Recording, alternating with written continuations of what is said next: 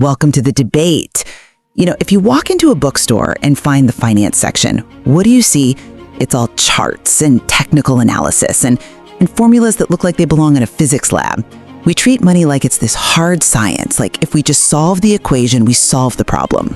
But today, we're gonna tear that idea apart. We're looking at Morgan Housel's The Psychology of Money. And the central question we need to answer is, well, it's a little uncomfortable. Is financial success actually a skill you can learn? Or is it just a chaotic roll of the dice determined by when and where you were born? It is uncomfortable, but it's the necessary question. Because the whole industry sells you this idea that money is engineering. They sell you the idea that if you have the right data, the right inputs, you get the right outputs. But Housel's work suggests that money has almost nothing to do with intelligence and everything to do with how you behave. But here's where I get skeptical. Can you really behave your way to wealth, or is that just a nice bedtime story we tell ourselves to ignore the fact that luck and risk are really running the show? I think it's much more than a bedtime story. See, I think the finance world, well, it lies to people. It implies that a high IQ equals a high net worth. But I'm looking at the data and I'm arguing that financial success is a soft skill. It is not about what you know. It is about how you handle fear and greed and ego. You can be a genius and go broke. You can be an amateur and get rich. That just doesn't happen in neurosurgery. It doesn't happen in structural engineering. Okay, but let's be careful about calling it a soft skill. I mean, that sounds nice, but when you look at the distribution of wealth, it looks a lot like a statistical power law. It looks like a lottery. I'm arguing that while behavior is, a nice factor, tail events, these extreme outliers, and the twin siblings of luck and risk are the actual drivers. You can have all the grit and patience in the world, but if you're on the wrong side of that probability curve, you're finished. I don't deny luck plays a role, of course, but let's look at the evidence for behavior. You want to talk about anomalies? Let's talk about Ronald Read. Here's a man who was born in rural Vermont. He was the first in his family to even graduate high school. He spent 25 years fixing cars at a gas station and another 17 years sweeping floors as a janitor at JCPenney. Right, a very modest life. Extremely modest. He bought a 2-bedroom house for $12,000. He wore flannel shirts until they disintegrated. But when he died in 2014 at age 92, he made international news. In 2014, 2.8 million Americans died, and fewer than 4,000 of them had a net worth over $8 million. Ronald Read was one of them. He left $2 million to his stepkids and $6 million to his local library and hospital. Okay, but pause for a second. Whenever this story gets told, it's framed as, look, anyone can do it. But how? Was it a lucky penny stock, a lottery ticket? No, that's the entire point. It was behavior. He saved what little he could, he bought blue chip stocks, and then, and this is the hardest part for people, he did nothing. He waited for decades. The tiny savings compounded into a fortune. Now compare him to Richard Fuscone. Fuscone is the anti-Read. Harvard-educated MBA, Merrill Lynch executive, retired in his 40s to be a philanthropist. The kind of guy who actually understands how the machine works? Supposedly. But in the mid-2000s, Fuscone borrowed heavily to expand an 18,000 square foot mansion in Greenwich. It had 2 elevators, 2 pools, 7 garages. I mean, he was leveraging his future because he was greedy. When the 2008 crisis hit, that leverage just crushed him. He went bankrupt. The court sold his house for pennies on the dollar. Ronald Read was patient. Fuscone was greedy. That behavioral gap mattered more than the Harvard education. Look, it's a poetic contrast. The janitor beats the banker. It feels good to say that. But I have to push back on using Ronald Read as a blueprint. You're picking an extreme outlier, a Six Sigma event, and saying, see, behavior works. But that is classic survivorship bias. How many other janitors saved their money, bought stocks, and then got wiped out because they got sick, or the specific stocks they bought went to zero? Using Ronald Read to prove that finance is fair it's dangerous. I'm not saying it's fair. I'm saying it's possible in a way that isn't possible in other fields. And I'm saying that what you call possibility is often just randomness wearing a disguise. You cannot talk about the psychology of money without talking about the mathematics of luck. Let's look at the other end of the spectrum. Bill Gates. A brilliant mind, obviously. Undeniably, but let's look at the math of his life. Gates went to Lakeside School in Seattle. In 1968, Lakeside was one of the only high schools in the entire world that had a computer, a Teletype Model 30. They bought it with proceeds from a rummage sale. Right. Most colleges didn't even have that kind of tech. Exactly. So in 1968, there were roughly 303 million high school-age kids in the world. About 300 of them attended Lakeside. The odds of a high schooler having access to a computer in 1968 were literally 1 in a million. Gates himself admits, if there had been no Lakeside, there would have been no Microsoft. He was brilliant, yes, but he was also the beneficiary of a 1 in a million statistical anomaly. That is luck. Sure, but plenty of kids went to Lakeside. Only Gates built Microsoft. You can't just subtract the agency from the equation. But here is the part you're missing, the darkness of that same math. At Lakeside, there were 3 computer prodigies, Bill Gates, Paul Allen, and a third boy named Kent Evans. Kent Evans was Gates's best friend. Gates said Kent was the best student in the class. They had the company name picked out. They were going to change the world together. I don't hear much about Kent Evans. You don't, because Kent Evans died before he graduated high school. He was killed in a mountaineering accident. Now look at the stats again. The odds of a high school student dying in a mountain climbing accident in the US are roughly 1 in a million. So you have the exact same magnitude of force, just working in opposite directions. Precisely. Bill Gates hit the 1 in a million tail event that created $100 billion. Kent Evans hit the 1 in a million tail event that ended his life. They shared the same behavior, the same intelligence, the same drive. The only difference was the random distribution of luck and risk. So when you tell me behavior is everything, I look at Kent Evans and I say, no, sometimes you are just a number in a chaotic system. That is a very heavy reality. And I agree, we can't ignore the role of chance. But if we just stop there, if we just say it's all chaos, then we become nihilists. We stop trying. The reason I focus on behavior is because it is the only lever we can actually pull. And the most powerful behavioral lever is your relationship with time. Time is a great healer, sure. But in finance, time is usually just more exposure to volatility. Not if you understand compounding. Housel uses this incredible analogy about the ice ages. For a long time, geologists were baffled. They thought ice ages must be caused by, brutally cold winters. But the math didn't work. It wasn't until a Russian meteorologist looked at the summers that it clicked. It wasn't the freezing winter. It was a moderately cool summer. Because the snow didn't melt. Exactly. A cool summer leaves a little bit of snow from the winter. That snow reflects the sun, which cools the earth further, which leads to more snow the next winter. And over thousands of years, that little bit of leftover snow compounds into continental ice sheets. It's not about force, it's about sticking around. And you're applying this to Warren Buffett. I am. Look at the numbers. As of the writing of this material, Buffett is worth about, $84.5 billion? But $81.5 billion of that came after his 65th birthday. We worship him as a stock picker, but his real secret is that he started at age 10 and he didn't stop. If he had started investing at age 30, like a normal person, and retired at 60, but achieved the exact same annual returns he is famous for, do you know what his net worth would be? I assume significantly less. It would be $11.9 million. That is 99.9% less than his actual net worth. The difference between being a rich guy on a golf course and being Warren Buffett isn't IQ, it's not stock picking, it is the time horizon. It is the behavior of letting the snow accumulate for 80 years. That is a staggering number, I'll grant you that, but I have a major problem with the practical application of this. You're asking people to have an 80-year time horizon. That's a luxury that almost no one has. Real life is messy. You get divorced, you get sick, the roof caves in. These are interruptions that break the compounding chain. And more importantly, you're assuming that if you just hold on, things go up. Over the long run, the market has gone up. The market has, but the components of the market haven't. This is my point about tails. Housel calls it tails you win. If you look at the Russell 3000, which is basically a broad index of the entire US stock market, since 1980, 40% of the companies in that index lost 70% of their value and never recovered. 40%? That seems high.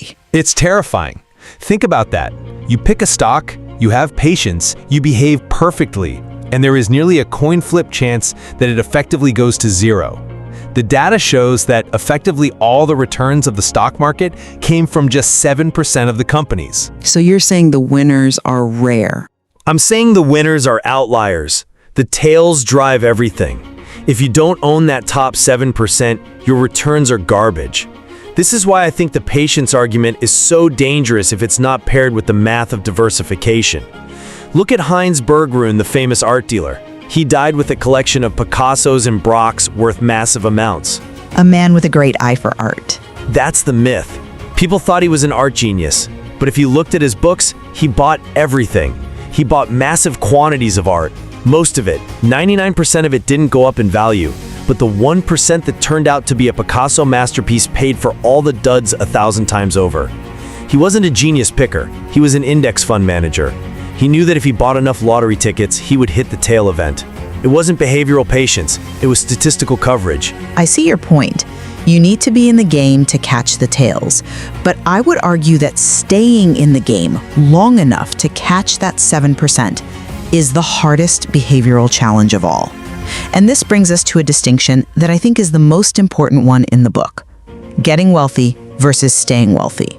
They sound like the same thing, but they require opposite personalities. Exactly. Getting wealthy requires optimism, you have to take risks, you have to swing for the fences. But staying wealthy, that requires paranoia. It requires a completely different mindset. Let's look at Jesse Livermore versus Abraham Jerminski. 1929, the Great Crash. Right. Abraham Jerminski was a multimillionaire real estate developer. He was huge in the 20s, but he was betting that the good times would last forever. When the crash hit in 1929, he was wiped out. He disappeared. The rumors were he took his own life. Tragic. Now look at Jesse Livermore, the famous trader. He shorted the market during the crash. In one day, one single day, he made the equivalent of $3 billion. He came home to his wife, who was crying because she thought they were broke like everyone else. And he said, "No, darling, we are fabulously wealthy." But he didn't keep it. No, and that's the lesson. Livermore was a genius at getting wealthy. He felt invincible. He thought he had conquered the market, so he just kept making these massive bets. He couldn't switch from attack mode to survival mode. Within 4 years, he lost every cent. He also took his own life. The hardest skill isn't making the money, it's getting the goalpost to stop moving. It's having the humility to say, I need to protect this, not double it. I agree that survival is the key, but I approach survival differently. You talk about it as a check on greed, like Livermore just needed to be more humble. I think survival is about a defense against unknown unknowns, the things you can't even imagine. Like black swan events? Even weirder than that. Let me tell you about the Battle of Stalingrad in World War II. The German army had a tank unit in reserve. These were top-of-the-line machines. They were sitting in the grass, waiting to be deployed to stop the Russian advance. And what happened? When the order came to attack, the tanks wouldn't start. None of them. Why? Fuel? Sabotage? Mice. Field mice. While the tanks were sitting in the reserve, field mice had nested inside the machinery and eaten the insulation off the electrical wires. The sophisticated German war machine was defeated by rodents. That is incredible. And this is my point about structural risk. You can plan for enemy fire. You can plan for fuel shortages. But who puts field mouse protection in their financial plan? Nobody thinks of the mice. Exactly. So when I talk about survival, I'm talking about room for error. You need a margin of safety that is so wide it can absorb the risks you cannot predict. If you're leveraged to the hilt because you calculated the optimal return, a single field mouse, a pandemic, a lawsuit, a regulatory change wipes you out. You don't need humility, you need statistical redundancy. But see, this is exactly where the academic view falls apart. You're talking about field mice, things you can't model in a spreadsheet. And because we can't model them, trying to be mathematically rational is actually dangerous. This is why I argue we shouldn't aim for rationality at all. We should aim to be reasonable. Reasonable sounds like a euphemism for suboptimal. No, it's a strategy for sticking with the plan. Let me give you a gruesome example. Julius Wagner-Jauregg. In the early 1900s, syphilis was a death sentence. It attacked the brain. Wagner-Jauregg discovered he could cure it by injecting patients with malaria. Malaria? That sounds like trading one problem for another. It was brutal. The malaria caused incredibly high fevers. The heat killed the syphilis bacteria. Then doctors would use quinine to cure the malaria. It worked. But here's the thing. Fevers are actually good for us. They fight infection. So rationally, when you have a fever, you should let it burn.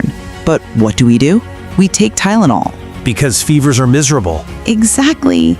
We lower the fever because we want to stop shivering. It is not rational to stop a fever, but it is reasonable. And investing is the same. The rational investor uses leverage. The rational investor is 100% in stocks. But when the market drops 50%, the rational investor panics and sells. So you're saying a suboptimal strategy you can stick with is better than an optimal one you'll quit? Precisely. Look at Harry Markowitz. The guy won a Nobel Prize for modern portfolio theory. He literally wrote the math on how to optimize a portfolio. But when asked about his own money, he didn't use his formula. He said, I visualized my grief if the market went up and I wasn't in it, or if it went down and I was completely in it. So he split his money 50-50, half stocks, half bonds. So the father of mathematical finance ignored his own math to minimize regret. Yes, he chose to be reasonable rather than rational. He wanted to sleep at night. I get that. It's charming, but I worry that being reasonable is a slippery slope. It gives people permission to believe whatever makes them feel good. Housel calls these appealing fictions. What do you mean? Look at history. During the Great Plague of London, people were terrified, desperate. And what happened? The streets were filled with quacks selling infallible preventive pills and sovereign cordials. People bought them by the truckload. Why? Because the reality that they had no control over the plague was too painful to accept. So we invent a story where we have control. Right. In finance, we listen to pundits who predict where the S&P 500 will be in December. We listen to people who say this time is different. We do it because the alternative, admitting that the market is a chaotic system that could crush us at any moment, is too stressful. If you just focus on being reasonable, you might just be comforting yourself while the ship sinks. You can't just rely on history to tell you what's reasonable, because history is the study of surprises. Surprises like what? Think about it. Venture capital didn't exist 25 years ago. The 401k is only about 40 years old. The Roth IRA is younger than most of the people listening to this. To look at the past and say this is how money works is dangerous because, as Scott Sagan said, things that have never happened before happen all the time. I concede that relying on specific maps of the past is risky, but while the vehicles of finance change, the human element doesn't. We still have the same brains we had 100 years ago. And one of the biggest traps in that brain leads us to our final point, the difference between wealth and riches. Isn't that just semantics? No, it is fundamental. Wealth is what you don't see. Wealth is income that is not spent. Riches are visible, the cars, the jewelry, the Instagram photos, but wealth is the option to buy something later. It is hidden. It's the iceberg beneath the surface. Right. And we mess this up because we judge success visually. I used to work as a valet in Los Angeles. I saw this every night. Someone would pull up in a bright red Ferrari, and I would stare at the car. I would imagine myself driving the car, but I never looked at the driver. I didn't care about the driver.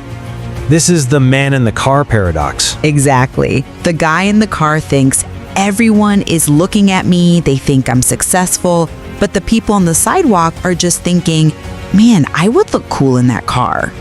Spending money to show people how much money you have is the fastest way to have less money. It's a powerful observation, but I have to play the cynic here. You're asking people to practice stealth wealth, to be invisible. But we live in a capitalist society driven by social comparison. The entire engine runs on keeping up with the Joneses. And the problem today is that the Joneses aren't just your neighbors. Right, it's global now. Exactly. The ceiling of social comparison is infinite. Take a baseball rookie making $500,000. He feels rich until he meets Mike Trout, who makes $36 million a year. But Mike Trout looks at a hedge fund manager who made $340 million last year and feels broke. And that hedge fund guy looks at Elon Musk or Jeff Bezos. It's a game you literally cannot win. That's my point. Enough is a moving target. The goalpost doesn't just move, it sprints away from you. To simply say be humble ignores the massive structural pressure to display status. It requires opting out of the game entirely, which is socially isolating. But that isolation is the price of freedom. And that brings us to the conclusion. I understand your points about luck and risk. I understand that tails drive the math. But if we focus too much on that, we become powerless. The lesson I take from Hauser is that the only variable we truly control is our behavior, saving, patience, suppressing the ego to buy freedom. The highest dividend money pays is not ROI. It is control over your time. And I would argue that acknowledging luck and risk fosters true humility and forgiveness. If we admit that tails drive everything, that 40% of investments might go to zero, we become more robust. We stop judging ourselves so harshly when we fail, and we stop judging others so harshly when they succeed. We build a life with a massive margin of safety, room for error, not because we're scared, but because we know the world is chaotic. It seems we found the middle ground. You need the math to survive the tails, but you need to behave to stay seen while you wait. Agreed. You have to survive the short run to get to the long run. And perhaps the most important thing is to recognize the end of history illusion. Break that down for us. It's a psychological concept that says we all walk around thinking that the person we are right now is the finished product. We know we change in the past, but we think we won't change in the future. But that's a lie. You will be a different person in 10 years. You will want different things. So your financial plan needs to be flexible enough to account for the fact that you don't even know who future you is yet. That's a great place to leave it. Money is the greatest show on earth because it reveals human psychology, not just accounting. It certainly does. Thank you for joining the debate. Always a pleasure.